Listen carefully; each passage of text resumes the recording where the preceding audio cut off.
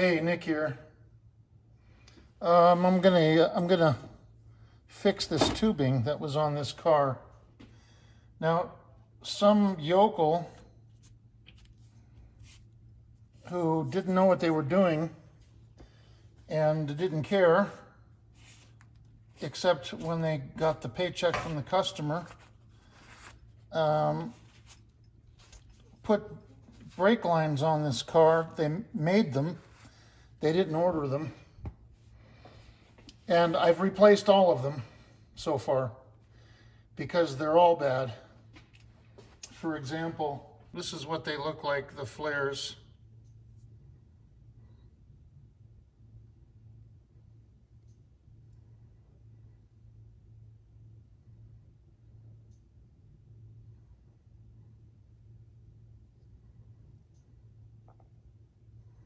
Now, for you, those of you that don't know, this is not what they're supposed to look like. This is a piece of crap, and it leaked.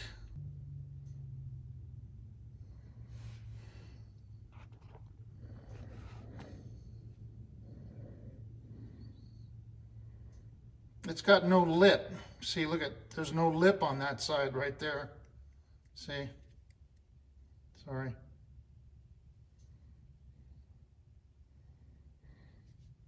As opposed to this, see, got a nice lip. Now granted, this was done by a machine at their factory, at the tubing factory. You buy these at the auto parts store in lengths, and then you use them, bend them, cut them to fit. But that's what they should be, the uniform lip, a nice smooth interior. So here's what holds the tubing and what makes the flare. It's concave, the holes are concave here. My trusty pointer, the tube. See, it's concave. On the other side, it's not. So you're going to be working on this side where it's concave, right? If you're not paying attention like me, you'll use this side. And then what you'll get is a flat flare, and that doesn't work. So, and we're also going to be using 3/16 right here. Brake line 3/16. So I got the 3/16 adapter. I already broke one today. They get weak after a while. You know, the little tit breaks off, this stud or whatever you want to call it, breaks off. Then here, this is what you finish it off with. This, I'll show you how that works. This is a tubing cutter. It's one of the best tools I ever bought, little tiny tubing cutter. This thing works so well, and it's small and compact, and it's just the nicest little tool, man. Imperial Eastman. Man, I've had this for probably 30 years. Hi, kitty. Fat Panda to the rescue. Dun, dun, dun. What are you doing in there? Okay, so what I do is I put this in the vise, flared part out. So what I had to do, he had, here, I'll look at this. See, this is the long brake line that goes down the driver's side from the inner fender well. Here's the part that goes by the axle, and then here's the long part. Let me zoom out. Here's the long part. See, I had to cut it because the end was bad, and when I was trying to fix it on the car, that's when the tool broke, and the little stud, the little tit in there, the thing sticking out, broke off in the tube. So I had to cut this off, take the line off, cut it in half. I'm going to fix it all on the bench, straighten it too. See, it's bent. Do everything on the bench, put it back on the car. I've got connectors that I bought. Here's the original tubing connector. When you remove the inner fender shield on the driver's side down at the bottom, that's where the brake line connects to the rear brake line. This one, the one we're talking about, the real long one, that's where it connects to the one that goes up to the master cylinder, which is a shorter one. This connects the two hoses. Now, you can't buy these anymore. This was a piece of crap. It's all bent inside. You know, it was, so I get replacements. This is the part number, okay? 3/16 BLU-9B. And it's a little bit longer.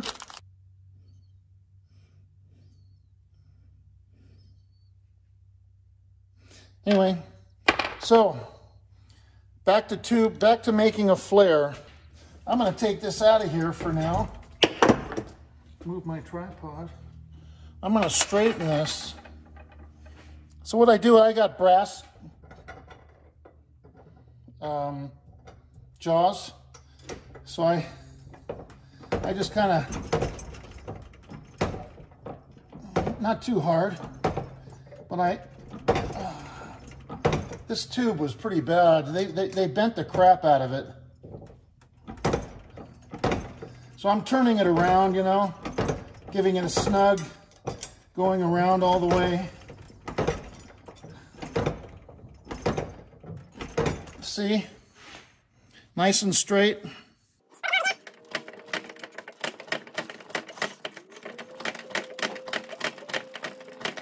These hoses really take a beating when people put these in. They're not careful. They usually just throw them in. They don't want to take their time. Nice and straight. For the most part. It's got a little bow in it. That's something you can fix on the car, probably. Yeah, good. Okay, now we're gonna fix the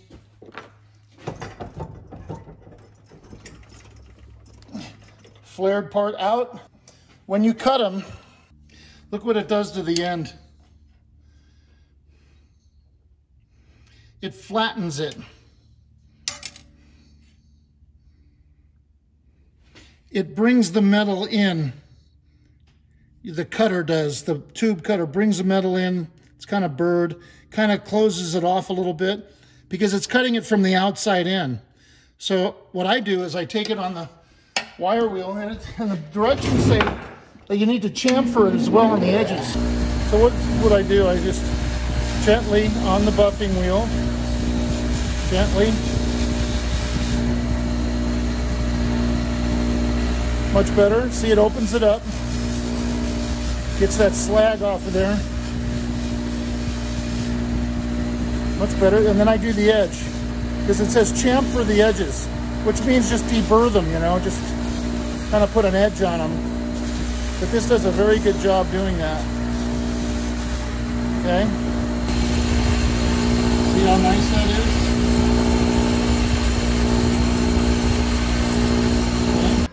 Okay, so I'm going to put this in here. Now, follow the instructions. They're there for a reason.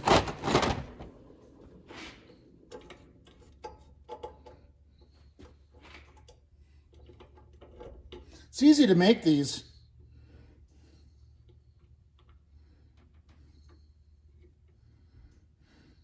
So I've got it sticking out a little bit. Locate the two wing nuts on the flaring bar. This permits separation of the two halves. Before inserting tubing into flaring bar, be sure end of tubing to be flared has been cut off squarely and burr removed from inside edge. Tubing also should be chamfered on the outside edge. This chamfering is very important as it influences the results obtained in the first forming operation. Now the first forming operation, we're going to use this adapter, right? And what the adapter does is it flares it out and rolls it back. But it doesn't push it in yet. That's what this does. So I'll show you that. So, chamfering influences the results obtained in the first forming operation. Chamfering can be done very easily with an ordinary file. Ta-da! file. You can also take this. See, I use this when I'm not using the grinder, the wire wheel, and you can, the end of the file, see, kind of comes to a pyramid, and you can put that in there, and you can kind of rasp or ream the hole out as well, just to get any burrs, but you got to blow it out. Get all the debris out, okay? I got brake fluid in my mouth. Now, insert the tubing into the hole of the proper size, with end of tubing protruding above the top of the flaring bar by a distance equal to the width of the shoulder on the adapter. Okay? That is this. This is the adapter, right? 3/16. Okay?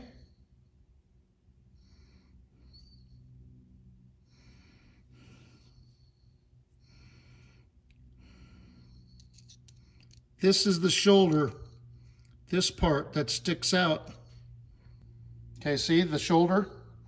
So the tube should stick out as far as the shoulder does.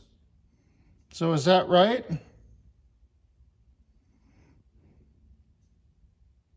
That's pretty damn close, it looks like to me. Okay, I moved it out a little bit. Now look at that. That's perfect.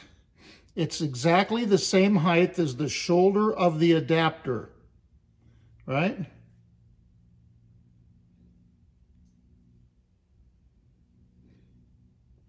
.3/16 adapter. Okay. We've got it deburred on the inside and chamfered on the outside for the most part with the, we did that with the wire wheel. Now what we're going to do is, let's tighten this up, tighten the tool up. You can use this handle from your tool, right? Just put it in there. Put it in there, right? Like that. Okay, you can feel that that's as tight as it's going to go. Okay, that's as tight as it's going to go. Tool goes in, right? Adapter. Okay, this thing needs to be all the way out. Okay.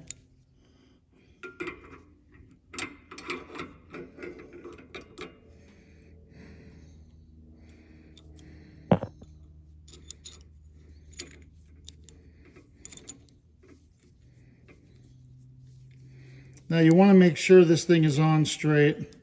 Maybe I had it crooked before, maybe that's why I broke the tool, but it has to be on straight. Kind of hard to do. That felt like it, I guess. Maybe do this. Yeah, okay. I guess, yeah. And then just, that's it. So let's read the instructions. Insert the tubing into the hole of the proper size, with end of tubing protruding out above the top of the flaring by a distance equal to the width of the shoulder of the adapter, which we did. On the steel tubing that is harder than average, it may be necessary to reduce slightly the distance which tube protrudes. But this is very soft brake line tubing. Experience in using the tool will indicate when this is necessary. Tightening the wingnut. It is a good practice to tighten the wingnut nearest to the tube first and then tighten the other one. The wings on the nuts are of a special shape that permit using the rod of the yoke as a lever to tighten the nuts. That's what we did, right? We used this, the rod. See? Okay. Nuts must be securely tightened so there is no chance of tubing slipping. They're talking about these nuts. Okay, they're talking about tightening these two. And they say tighten the one closest to it, but this is in the middle, so it didn't matter. Place yoke over bar of tool. Now place adapter of proper size on the protruding end of the tubing with pilot of stem or adapter inserted into tubing. Okay, it's called a pilot, not a tit, sorry. It is advisable to put a little oil on the lower face and stem of adapter, which I did not do. Okay, take this off.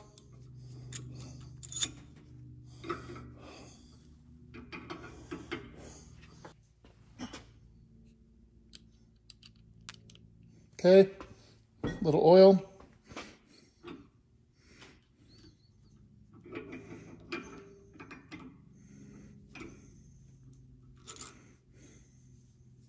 That's why it's good to read the instructions, because I would have forgotten to do that. Because I have the memory of a sieve.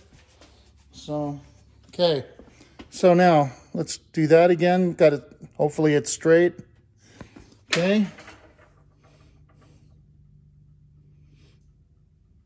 It is advisable to put a little oil on the lower face and stem of adapter. Move yoke into position so that flaring cone centers directly over the adapter, and screw cone down until cone and adapter engage. At this point, make sure that the adapter is centered in the tubing, and then continue screwing cone down until shoulder of adapter rests on flaring bar. So we want the adapter to touch the bar. Then we know that we had the right height of the tubing sticking out. Okay, we had oil on it, right? We had it centered. These are tight. Okay. On the car, it was doing this, and you know, didn't work out. All right, that's pretty damn tight. Looks flush to the tubing tool. Where are you? Here, it looks flush to the tubing tool, right? Okay. At this point, make sure that the adapter is centered in the tubing, and then continue screwing the cone down until the shoulder of the adapter rests on the flaring bar. This performs a belling operation on the tubing as shown in figure 2.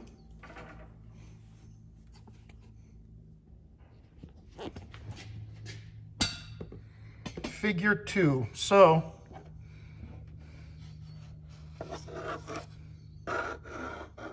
see, it brings the tube back around. It curls it back around like that. See? And here's where they tell you that the shoulder of the tool should be equal to the length of the tube sticking out. All right, let's pull this off. Rag.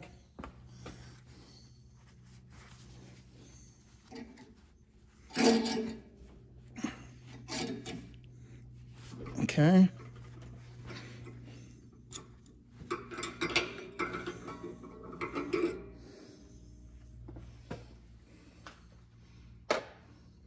Put the adapter down. Now back off the flaring cone slightly, remove adapter, and then screw cone down again tightly, this time directly onto the tubing that you just flared. So let's take a look at that. It's flared into the hole and it's flat on top. And now we're going to take that flaring cone, put this on. Now you're going to go right into the tube with the cone, right? Make sure it's centered. Okay.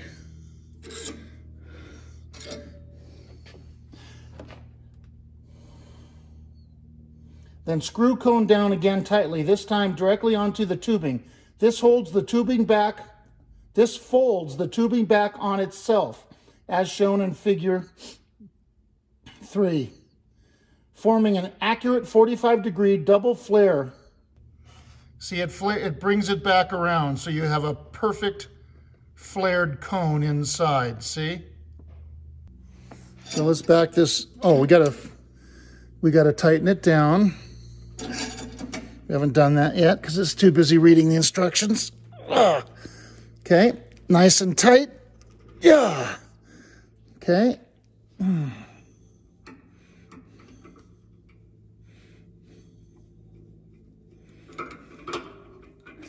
So much easier on the bench. Okay, what does that look like?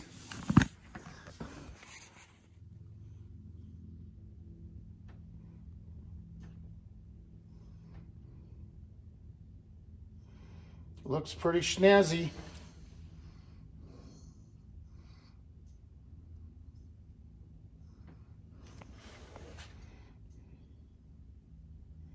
Let's take it out. Use the flaring tool rod. Undo these. That flips over like that, see? Okay, let's zoom in.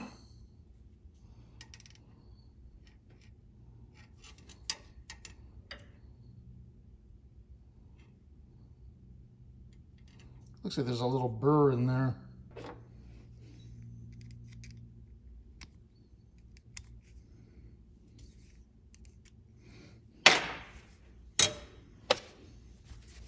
Try to get that burr out. Okay, let's look at it again. Not too bad. Look at that. You got a lip all the way around. See that? Now, one of the things we forgot to do, which I do this all the time because I'm a knucklehead, forgot to put this on first. But that'll go on from the other side. I just got to straighten it a little bit because it's bent to crap anyway. And then I got to remember to put it on for the other one. Let me straighten this up a little bit. This has been pretty, it's been abused badly. Man. Okay, so. Okay.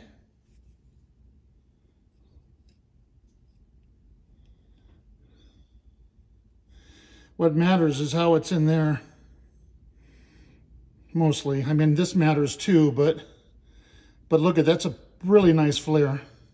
I did a nice job, thank you very much. So, what I'm gonna do is I'm gonna straighten this back up, and then I'm gonna flare it, and then I'm going to re-bend it once I have a measurement.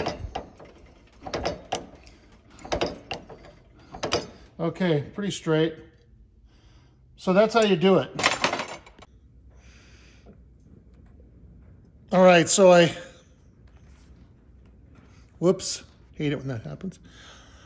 I have the system under pressure. I'm using a pressure bleeder, brake system pressure bleeder.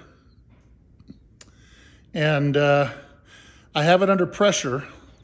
I bled the system yesterday and I kept it under pressure overnight to check for leaks. If you keep it under pressure overnight, if you have a leak, it's gonna show up. And that's the best way to do it. So, and most of you probably don't have one of these, I'm sorry. But I have one. And it's probably, what is that, about just under 15 pounds maybe, something like that. I usually go up to about 20, 25 pounds to start with, but I've bled it.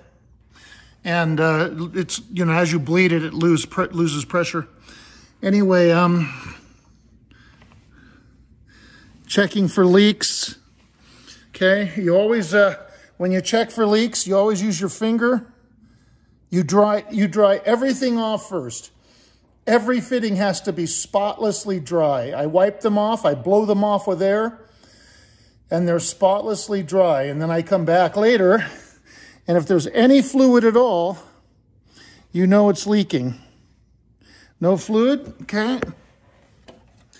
Proportioning valve.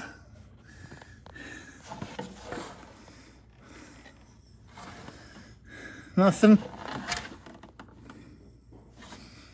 Nothing. Okay. Whoops, hate it when that happens, sorry. Yeah, so no leaks up here. Nothing under the master, yeah, nothing, no leaks. Here's my pressure tank. with .3 brake fluid in it. And I have it going up to the, what you just saw, the valve and the gauge. And so then the next thing to check is I start from the back of the car, and we'll also take a look at the brake lines. So, no leaks. These were handmade, sorry. They're good. They don't, look super duper great because they're not silver like the original. No leaks. No leaks, and I've already checked these with my finger. Sorry, no leak. No leak. You can see that there's no leak. Let's go this way. Okay, up here, I've checked it with my finger already. No leaks. Okay. So this is connected properly. The brake lines are routed properly.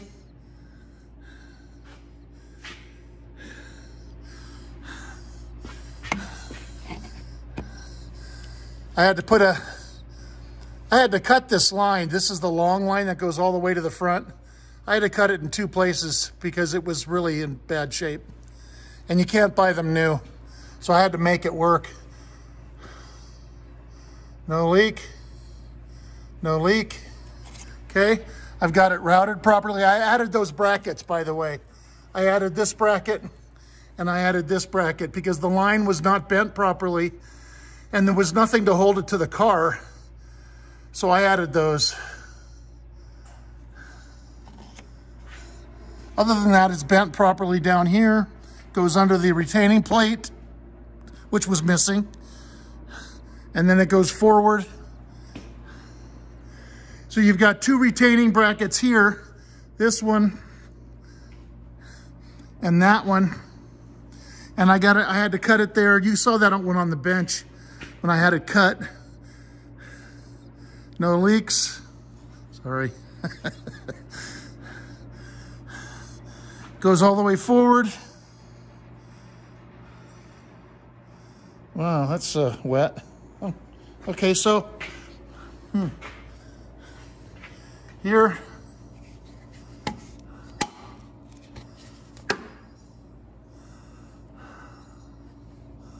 No leaks. Now this is factory. The fitting isn't factory. I showed you on the bench that I use these aftermarket fittings, but that's where it's supposed to be from the factory. Then it goes up and then goes to the master cylinder. And this is correct from the fuel line. And the fuel line goes along the inner fender well and then to the fuel pump. Okay, so we've got no leaks to there. Now, since we're on this side, let's check here. No leak. This is the crossover tube for the caliper.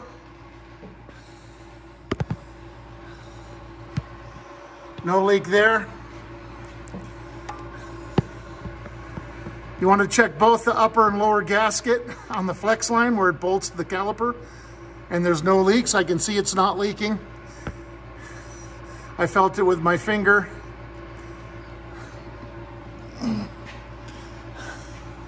Now, aha, look at that.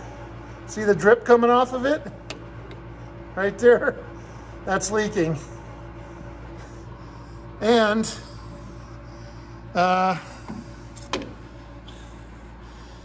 boy, just barely, man. There's not even a drip on the floor. I bet you that one drip happened overnight. Okay, let's go to the other side. Crossover tube, no leaks. No leaks.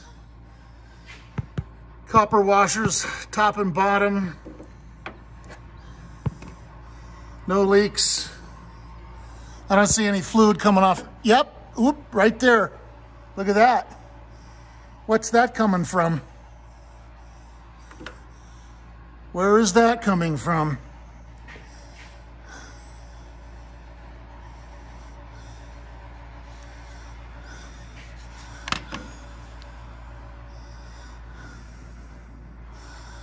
Good question.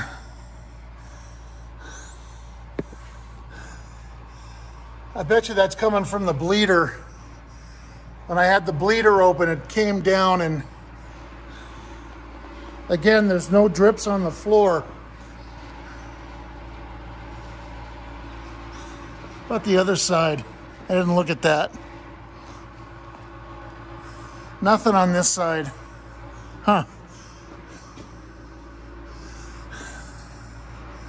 Well, that must have come off the bleeder, I'm guessing, but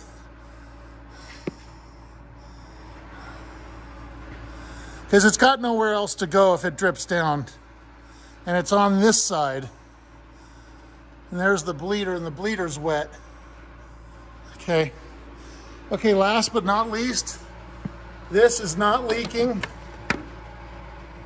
Okay, so we've got 2 leaks maybe. This one.